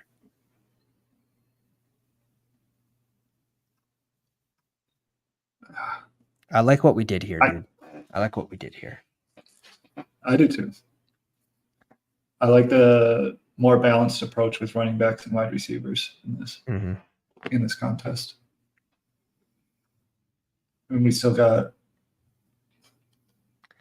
This is very similar to how my big dog started, actually. I'm a sucker for elite QBs too, but I do find it with weekly winners, if you're going elite QB, and this could be just entirely wrong. And maybe I'll chart this for part 3. How many teams that finished in the top 10, weeks 1 through 17, had an elite QB and an elite receiver? Because the opportunity cost of going elite QB and an elite receiver, you're taking it out of, not receiver, tight end. You're taking it out of running back and receiver. So are those teams that hit on Mostert late, Chuba, Jerome Ford, like what those teams look like. I think that'd be interesting to look at. Yeah. Yeah, any of my takes on this can be completely wrong because I watched the videos you did, but like I have not looked into this contest at all. John, we got it for you, bud. We got it for you. 10 receivers, 1.76% of the 170 teams. The diminishing returns after 9, diminishing returns after 8 was very interesting. So I fully recommend you go ahead, watch that video after this, and I'll get you in a good framework. And it only gives you more questions. Like, you have more questions after watching that video, but that's a good thing. Okay, how many teams in total went, 9 receivers? And those are stats we don't have, but we can likely infer that even if it was equal, there would still be diminishing returns after 8. Oh, were there any three running back teams at all? One sec. Run the clock. We can't go Lockett because we have DK not leaning in. I kind of like Hawkinson for this contest. What about if we go Shaheed by week 12? Yeah, I was arguing a Shaheed last. Yeah. Oh yeah, by week 12. We'll bring in the correlation. Let's lean into Kittle, and we can go a late tight end. We got to hit. I forgot we had Kittle too. I regretted that as soon as I saw Kittle. RB in this range is also fun. I don't know about Chase with Burrow. Seems negatively correlated, but one of these two. I just scrolled all the way up and saw more. The Candyland up here. What are your thoughts on Javonte versus like Brian I was just Robinson? about to ask you the same thing. I'm Brian Robinson over Javonte. Same. And I like McLaughlin and Estime as flyers. It's like dart throws. Mm-hmm. Yeah, it's this is a difficult one, right? Because you can make the argument against Brian Robinson with Jane Daniels being a Russian QB. Yeah, you're getting him at pick 117 though, not second round. You can make the argument that Eckler's been heavily involved in the red zone, like all these things. Like this range has its problems. There's definitely there's no doubt about that. We know Nick Chubb can play at the NFL level and be an elite force. We also replayed the injury 46 times on TikTok. Yeah. B-Rob off the board. Are you Tajay Spears or Javonte? I think this is where it gets tougher. Or Nick Chubb. And maybe we focus the end of the season. Let's go Javonte. A lot of smart people have been steaming him up. It's hard for me to love that. I love that. It's hard for me to ignore it. That's funny. Well put. Yeah, Chubb's interesting though, and there's no guarantee he comes back and he's healthy, or if he's the same player, and it's gonna be tough. It's gonna be one of those things. It's like we probably just have to wait and see. And do you want to be under 8% Nick Chubb if he can be 80% of what he was? And the answer is no, not at pick 101. And he's a common faller. Like right now, he's fallen to 117. But also, I think it's the bet is a lot closer to Jonathan Brooks than people are thinking, because like an injury can look gruesome but not be that bad. I'm not a doctor. But let me preface this conversation. But I have watched enough sports to see that like sometimes an injury that looks really bad isn't nearly as bad. Right. It's just how it perceives to be.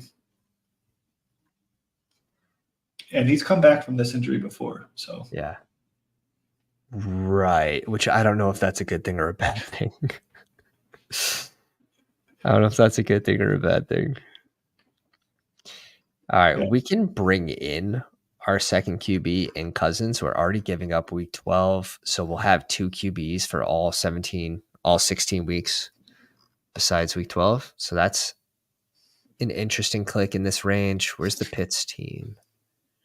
And then we still have Levis as a fallback too.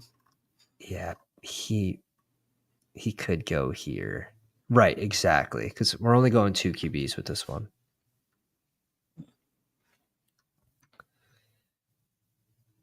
Like clear example of the data not telling the whole story would be QBs. Like 8% had one QB, but not a ton of teams were drafting 1 QB teams. So I don't think it's as minus EV as it shows. But 4 QBs, I strongly believe is negatively correlated. And then 3 QBs, this is a bigger jump than people think, because this is probably pretty close to equal. The amount of teams are drafting 2 versus 3 QBs. And you can see there's a 16% jump, 17% jump, stopping at 2 QBs, because it's 1 less dead roster spot every week. Like it makes sense. So it is nice having some of the data charted and being able to sort of confirm your priors too. Yeah, seeing the success rate of 1 QBs would be interesting though. See, this is a great click. Like roster construction wise, Frank does a great job. 4 receivers, elite tight end, elite QB, brings in Ladd, Warren, brings in another QB, whatever, Austin Eckler and Chubb. So even if Chubb doesn't start the year strong, if he can get back to 80% of what he was week 6 on, like you're getting Nick Chubb at pick 123 to go with 4 early receivers. So it sort of gets rid of your early season target, in my opinion. Okay, so we get Kirk Cousins here. Is there another player that we want? Yeah, because I think we can push Kirk Cousins. Yeah. I like you think we need a running back though? Yeah. I like Jalen Wright. Mm. It's Miami offense. Like I want a piece of that. Let's think about it. Let's go Cousins. Okay. Let's go Cousins and see what happens. Jerome Ford, I'm out on Charbonnet because we have DK. Jerome Ford could be a 0 because he might get cut, which is not good. True. That's entirely possible. They also could have brought in Donta Foreman because of Nick Chubb not going to be expected back as soon as they hoped. Yeah. It could mean two different things.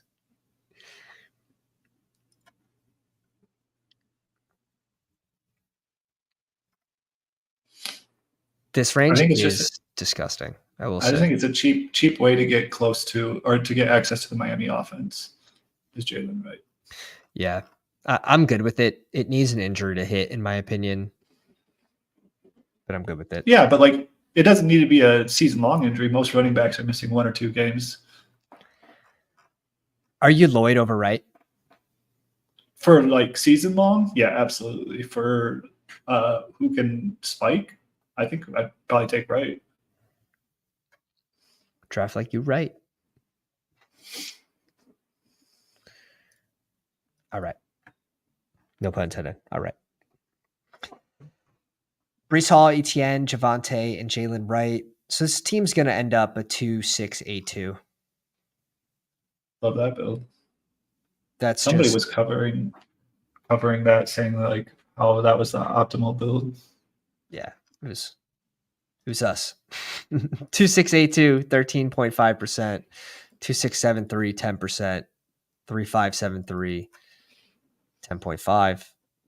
3-5-8-2. So you can see the most common builds the team, and again, they're the most prevalent. So the data is probably pretty similar to the amount of people drafting these teams.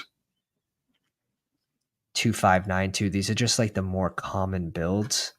So it is tougher to really take much out of here besides like good solid roster construction, and targeting spike week guys seems to work. Gotta correlate the strategy with the builds, not next. True. Very true. That's what I've been working on for the BBM finals. It's taking a long time.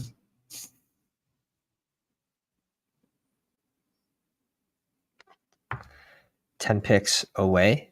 Maybe we get Lloyd to come back to us, but I doubt it. Yeah, I think his ADP is like 154. A little sooner. He's just the next RB off the board, so we'll see. We got 3 pounders in front of us too. But if you guys are just joining us, go down, slap the like on the live stream. Helps us tremendously. Hit the sub. We're going to be doing a 24-hour live stream if we can hit 2K subs before NFL kickoff, and we're on pace. So let's not slow down now. Oh, look at this team. 4 QBs. See, I'd be more happy if this was like a BBM because it changes the whole draft room.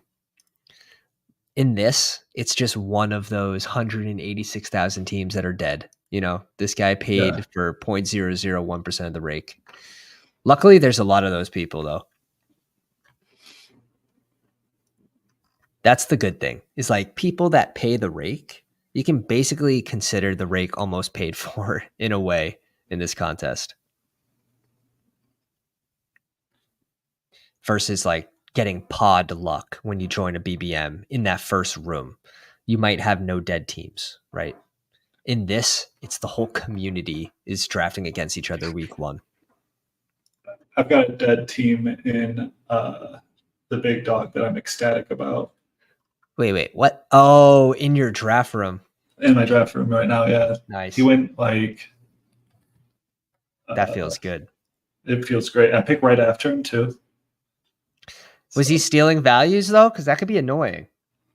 No, he's way reaching. Like, see if I can find this. Oh, Yeah, I see. I thought you were saying he was on auto for a sec. No. He was went trying. Saquon. He was trying to do good.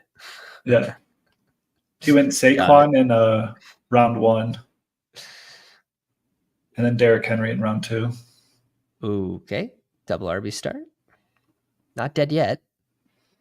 Yeah. What do you think about Hunter Henry here? I was going to say Henry. I like Henry a lot. He could easily be the number 1 target in New England. We'll stop at 2 tight ends here with Kittle and Henry. We'll lean into these two for spike weeks.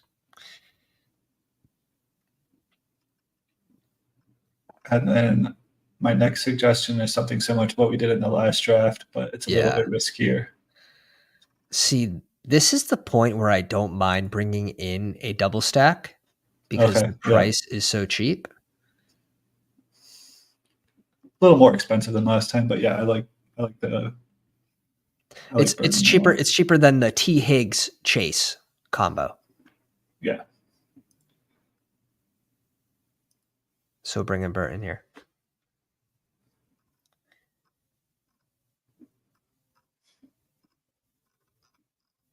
Your Josh Downs take looks like it's going to give you some good CLV.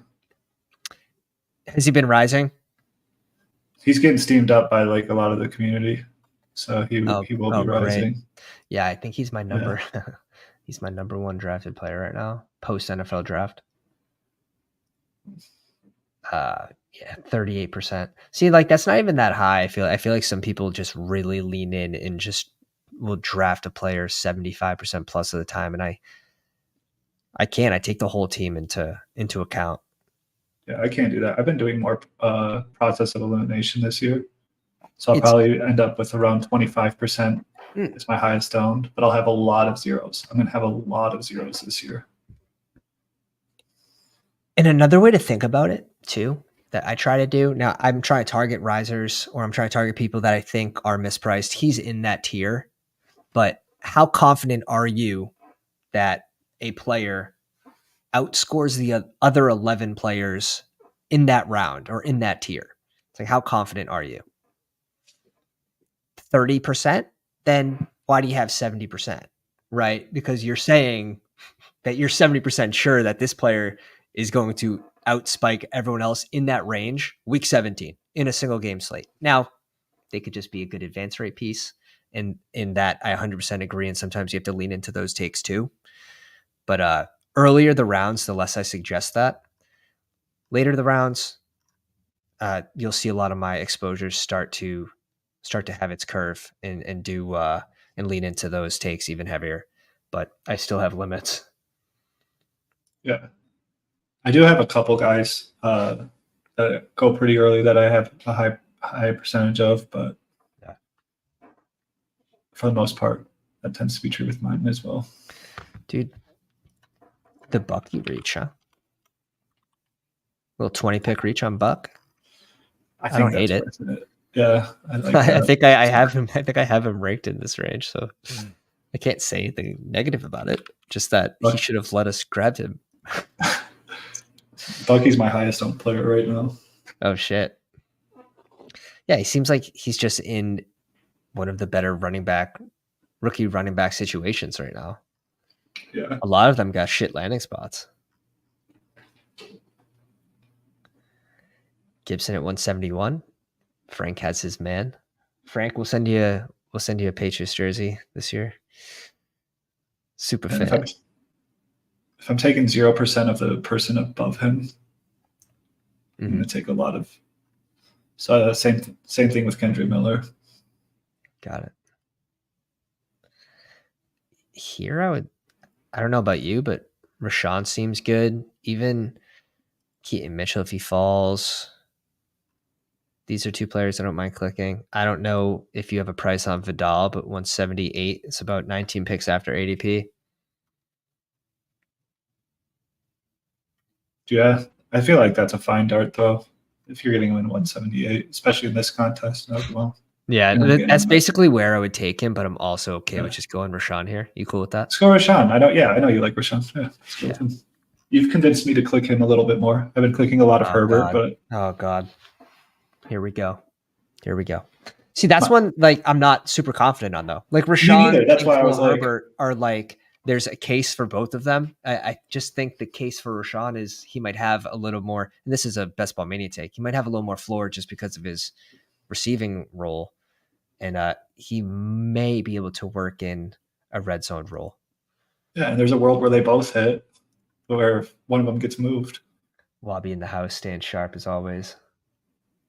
Bucky's my highest home player at 24%. See, that's balanced drafting right there. That's probably what I will end up. Right now, my percentages are a little skewed. But... Give us Zay Jones, yeah? Zay Jones. I don't know how you feel about Javon Baker. Yeah, let's go Zay Jones. Or someone like DJ Chark later and going a running back here. I think none of those running backs pop out. I'd say Jones. Okay. That is our 7th receiver, and the room looks pretty damn good, leaning into 2 of the top 3 guys on a certain week, and then one of. I mean, you could get a double spike in here too. You can get one of these guys to spike into the flex. Is this the team we grabbed Javonte on? Yeah. Okay. Yeah. Yeah, I think we did a really good job. I mean, stacking week 12 with this one, especially with a lot of our early picks. So like both QBs, RB1 and RB2, our wide receiver 1, 3, 5, and 6, and then tight end 9 and 14. What do the wide receivers look like? For us? No, on the board. Sorry.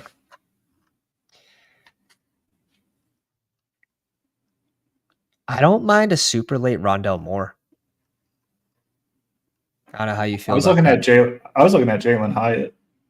Yeah, I like Hyatt too. I think both of those could be good clicks. Like he didn't score a touchdown last year, so that's a little unnerving, but his role is set up for spiking. The whole team was very bad. The O-line was Swiss cheese. Like I say that about the Pats, but like Daniel Jones had no time to throw, so it's really hard to go off of anything you saw last year in New York.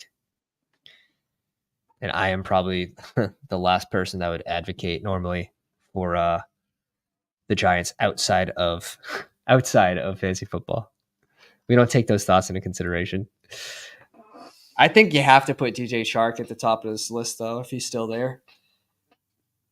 Yeah, he could actually be the number 1 in that offense. Jeez. Don't tell Adam I said that. That's hilarious. It's so deep into the video, you might get away with this one. You might get away with this one. All right, we're up in a few picks. I think Chark is an okay click in weekly winners. A.T. Perry's interesting. So like when it would give us a double. I think that's kind of gross now. Yeah, with Derek Carr, I don't know. Malik Washington could be a little leverage play on Hill and Waddle. I like teams. Miami starters gets hurt. Let's do that. Right. Then we have Jalen Wright and Malik Washington. I kind of like that. A little mini, getting there very different. Another one would be like Parker Washington, who's not getting drafted enough, in my opinion. I'm just going to keep touting the horn until it happens. Dude, he's deep. He's right next to Cornelius Johnson. Yeah. Inea Smith is another fun one. Yeah, for Philly. For scroll down. Yeah. Philly. He's way up here. He should be higher. People are probably clicking Johnny Wilson, though, ahead of Smith. Yeah, they are. I don't get that. Because Johnny Wilson's like, what, 7 foot? So or funny. I love like the Johnny Wilson crowd versus like the Smith crowd. Oh, we actually get DJ Shark to fall back to us. I think we have to do this. Yeah. Chargers number 1 receiver. That's wild to say. That's wild to say. I don't even know if I can allow that. Foreman goes to the top of this list for me. Braylon Allen's interesting. Evan Hall is interesting. Didn't we start Brees Hall though? Oh, is this team got Brees? Yeah, you're right. Yeah. Not doing that. Garendo. We can bring Garendo into this range too.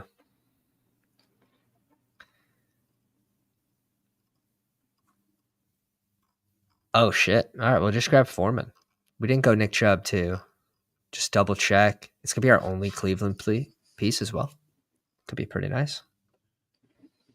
It's our first 3 touchdown games. We did a good job stacking this one. I like this one better than the first one. Oh, much. Yeah. You were trying to guide me into the realm of the first draft again. You're like, do it, Pat. Do it. Draft the elite tight end. I know you want to. These are the first times I've done this draft this year. So Kincaid. He's the little devil on the shoulder. It's okay. It's all right. I'm good. We're good. We didn't let that affect us. Oh man.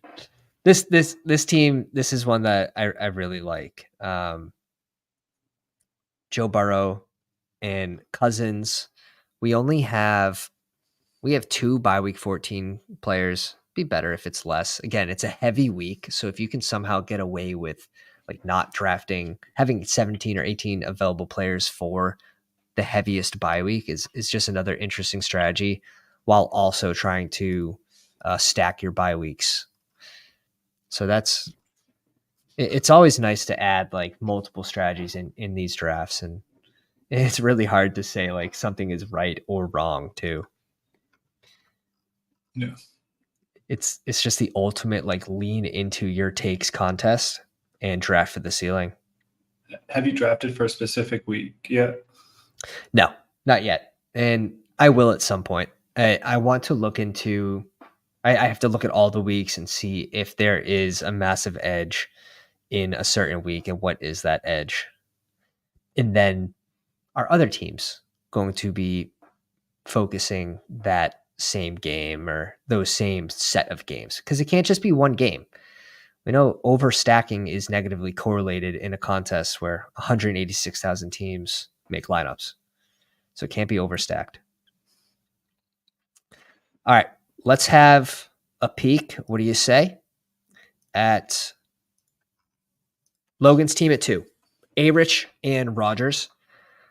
With White, see, I'm not going to click White. I'm just going to move him way down the board to like 70 for this contest, in my opinion.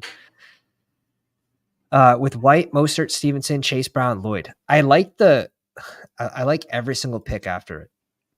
So yeah, in whole, I like the running back room, but I would prefer White being a wide receiver and then just keeping that running back room the same. Yeah, like over drafting White. I agree. Let me pull up the ADPs. We can sort of spot where we would put White in the rankings. White has to fall, in my opinion. Both Cook has to fall. I'd put Mixon above both of them. Are you good with that? Oh yeah, I love Mixon this year. K-Walk over both of White and Cook? I don't know about Cook, but I put him over White for sure. Okay, when you don't have Josh Allen. Yeah. Okay. Would you put White behind Aaron Jones, DeMont? I like. Yeah, I'd move him down. Like, would you put him behind Mostert or Stevenson? I'd put him above Swift. Yeah, I agree with that. I would have him in a very similar spot. And DeMont's actually, I might like him in this contest. We think of him as like a floor type player, but he actually leverages so many elite pieces. If he can have a 2 touchdown game at pick 70, I might come around to that click in this contest. I'm on Ross St. Brown, loves to get tackled at the one. Used to. So, Used to. All right. Lamb, Waddle. Next receiver, JMO, Mike Williams, Dobbs, Luke McCaffrey, Javon Baker, Demarcus Robinson, Devontae Walker. Like the wide receiver. I think it needed one more piece earlier than JMO, but yeah, Laporta I think if Rashad White was a wide receiver. Yeah, you called it. If Rashad White was a wide receiver, let's have a peek. At pick 50, this could have been Amari Cooper, Tank Dell, or T. Higgs. Or Christian Kirk. Yeah, I like Kirk. I don't think his ceiling's as high as those other three players. I think he's going to have a really good floor this year. He should have a couple spike weeks, but like elite tier ceiling, I don't think he has that. All right. But it's a different team. It's a 0 wide receiver build. I do like the prototype, so he brings in afterwards and tries to save it. I don't know if it was enough. Yeah, I like a lot of the players, but the capital seems like.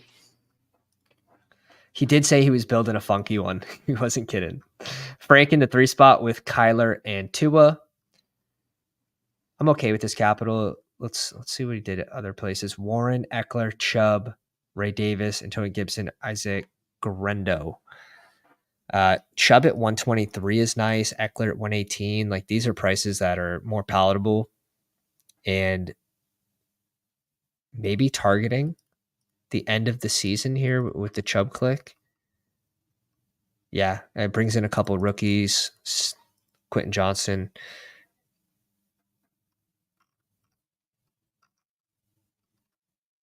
Doesn't get the Kyler correlation, right? Unless I'm missing it. Doesn't get to correlate Kyler, but correlates Tua with Hill.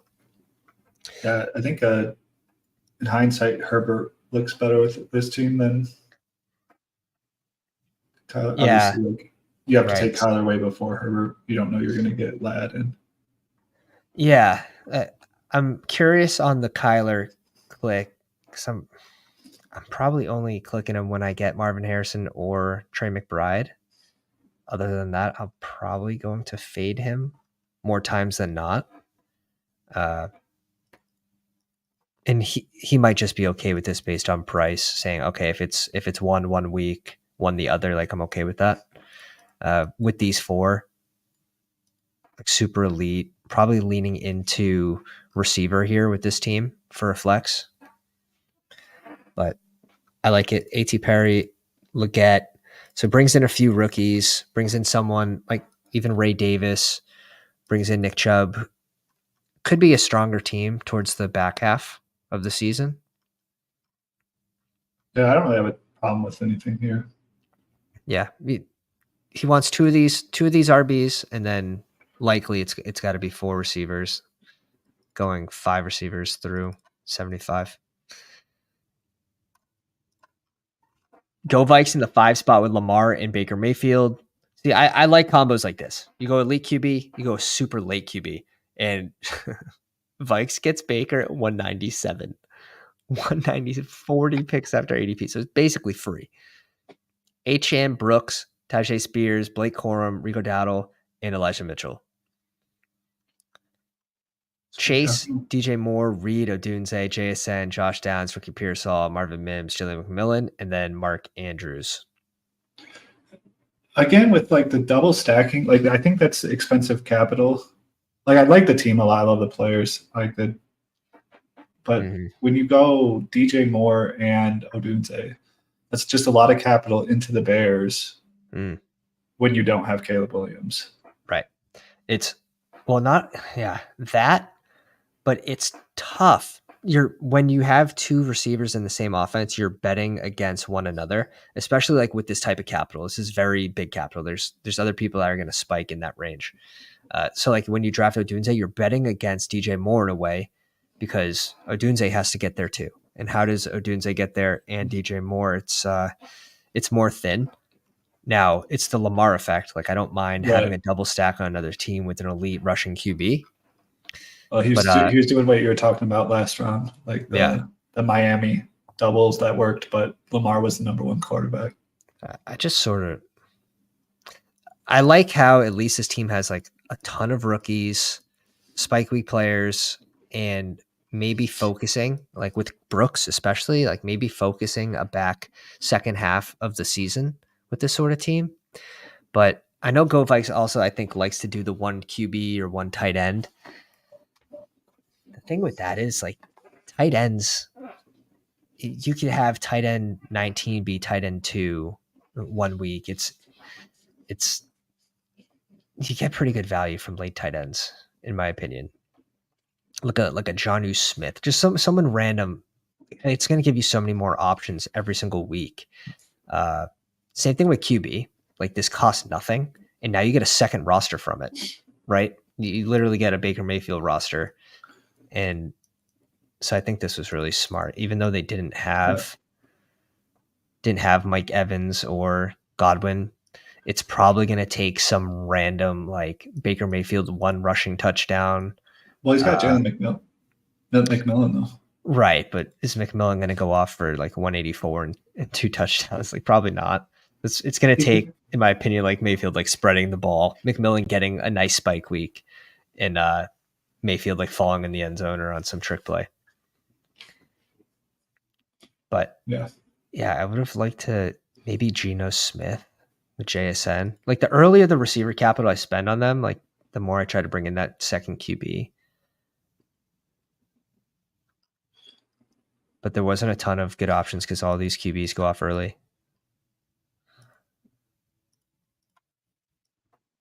But it's an interesting team. I like Achane. It's crazy that Achane you see fall after ADP. I think it's just people coming from BBM and just drafting like they're drafting BBM teams. By week 12 is going to be fairly common. And one strategy could be just draft a team that doesn't have any bye week 12s. And in a way, you can still be drafting for something else, but you could have 18 live players on a heavy bye week team or a heavy bye week. And obviously the more live players, the more plus EV you'll be for that week. Minimum of 4 or 5 teams stacked seems to be a sweet spot. Yeah, I like that too. But overstacking is where I think we start to run into trouble. QB RB, obviously QB wide receiver, 33%. QB tight end, 10%. Nothing, 24%. So like no correlation with the QB. And obviously that's higher for rushing QBs. Under parlay, this is naked, 34%. Naked for pocket QBs is 20%. It's better than triple stacking. It's pretty close to double stacking, surprisingly. Now, some of these weeks, some of these wins are from a Jordan Love rushing touchdown week, but you're going to get some random pocket QBs that get in the end zone. So if you learn anything from this is like, don't overstack, lean into that early capital, try to make your team so running back fills the flex. And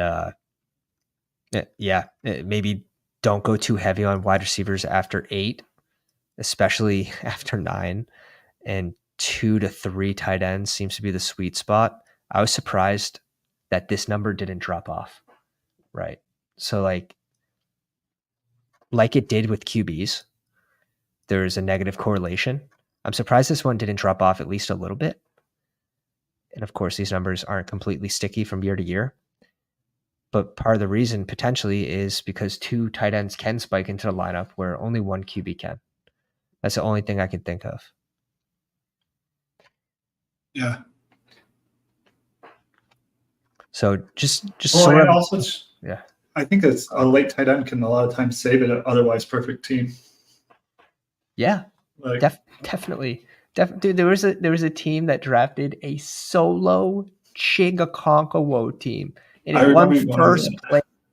It had 3 dead roster positions at running back, like solo Chig, and he was the RB. He was the tight end 2 that week, and he had like 18 points. So again, the team doesn't have to be nutted, but that second tight end gives you so many more options. That second QB gives you so many more options. I'm not completely against leaning into one QB teams, but I better have an elite tight end. I better have elite running backs. I better have 8 receivers, and maybe that's a team that you're going 3 tight ends still. So there's so many different ways to build these teams, and there's nothing that's really wrong per se. Like going 1 QB isn't wrong because you're saving roster positions elsewhere, but yeah, it's got to, for me, it's if I'm going 1, it's got to be elite though. It's got to be like, what's the opportunity cost of bringing in a starting QB over maybe like a late rookie or some RB2 or 3 that maybe never sees the field? And just the number of combinations a second quarterback opens you up to. That's the best argument for it. It gives you so many more combinations. So I hope you guys enjoyed today's stream. Ben, a little surprise guest on here today. Appreciate you joining us as well. I'm going to be back on later tonight after hockey, a little charity hockey game. Maybe I'll be in a cast. Hopefully not. But I'll be back at some point tonight. So if you guys enjoyed today's stream, go down, slap the like, and we'll catch everyone later. Ben, you got anything for the people? Happy International Wine Day, everyone. Hey, and happy Memorial Day weekend. Memorial Day weekend. Yeah, 2 good things. Go celebrate. Yeah, beautiful. All right, guys, have a good one. We'll catch you later tonight. Pounders.